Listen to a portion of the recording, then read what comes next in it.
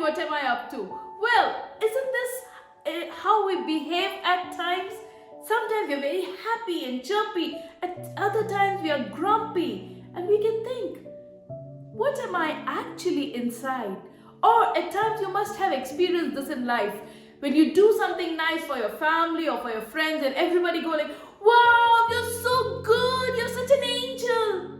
And when you don't do the things that they expect you to do, they go like, you're so evil, you're so bad, you can't even be understanding. And sometimes it might get us wondering, what am I actually? Am I good? Am I evil? Well, it's me, Grace. Once again, I want to share something with you that's very interesting. And this interesting fact of life can actually make a difference for you as it made for me. Coming back to the fact that am I good or am I evil?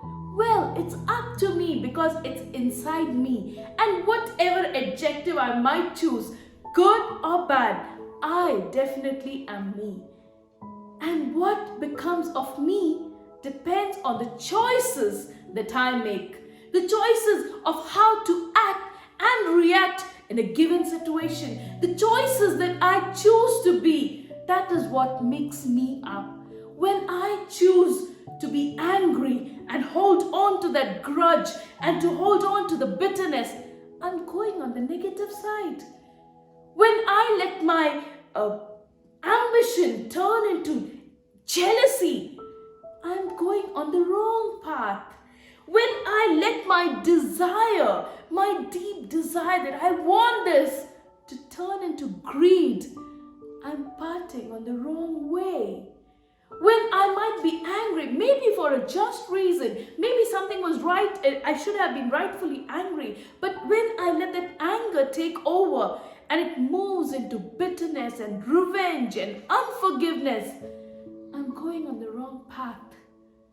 When I choose to aspire to be great and to do wonderful things in life, it's good. But when I let that aspiration turn me into a bitter person, when I see someone is already at that position, I turn into envious person for that particular person. I'm on the wrong track. It's up to me, you see. But on the other hand, if I let my selfishness become selflessness, I'm going on the right track.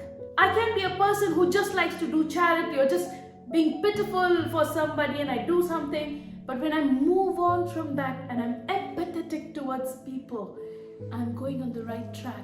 When I choose out of empathy not to judge people, I'm on the right track.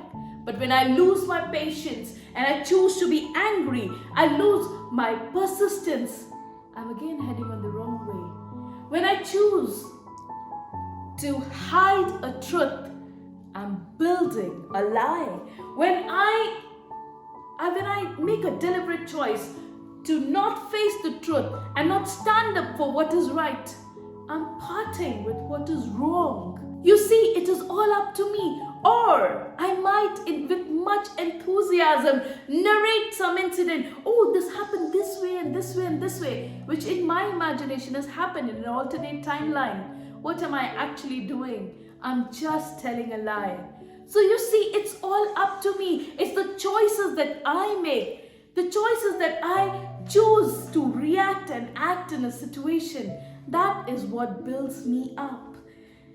I would like to narrate a story concerning this. And I really love this story because it had a great impact on me. Long time ago in a village there lived a young boy. And he was an orphan and there was a very old lady who took care of him. So she would feed him and provide for him, but she herself was very old and had very less. They could just barely survive. And as this boy grew bigger, he grew naughtier also. What he would do was he would go to the nearby villages and steal sheep from the village people and he would sell it for money. And the villagers were fed up of this boy because they felt that he's constantly stealing and they knew it is him but they had no proof. So they finally decided to set a trap. And one unfortunate day for him, he got stuck in the trap and he was caught red-handed. And the angry villagers, they gathered together as a mob to beat him. And when they were, actually attacking him and everybody were overpowering him, this old woman came running. Please don't hurt my son. Leave him alone. And the villagers were like, do you know what he has done? He's a thief. He's been stealing our sheep. She was like, please, I beg you, forgive him. And because of the old woman, they decided not to beat him up more. But what they did in their anger was, they tattooed a mark on his forehead. The mark read S-T, 2 alphabets. S for sheep, T for thief. And they said this will be a reminder for this young man not to ever steal sheep again. The woman agreed and they tattooed those 2 letters on his forehead. This poor boy, he would roam around with that mark. Now it cannot be removed off his forehead. Wherever he would go, people would call him, hey, that's the ST, that's the sheep thief of the village. He realized his mistake also. But sometime later, I think in a month or so, the old woman died. This boy hadn't got much in the village and he decided to move on because the village was just full of people who would just call him as, you sheep thief, you ST.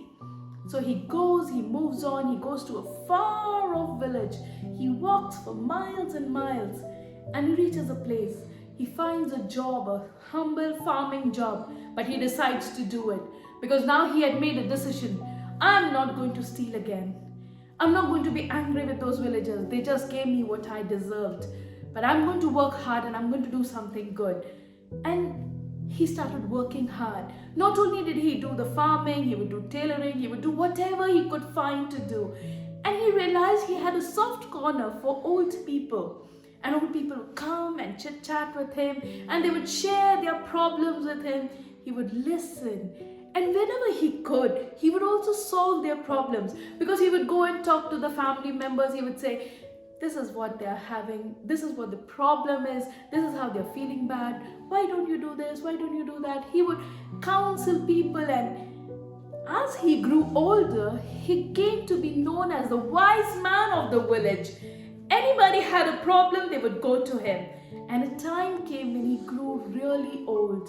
He could not work anymore. But he would sit every day. And every day there would be crowds of people who would come seeking his wisdom and words of wisdom from him. And one fine day, it was late in the evening and breeze was blowing. People had actually not noticed the ST on his head because there was hair covering it and he had managed to hide it. And anyways, he was a good man. Nobody actually asked him.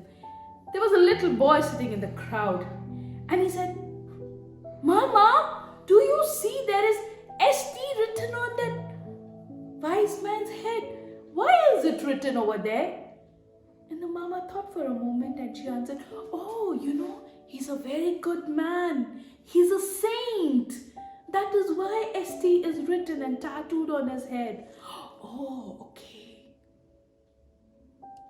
But you see, my friends, you, me, and the old man, he knows very well what the ST actually meant. So you see, every sinner has a future, but every saint has a past.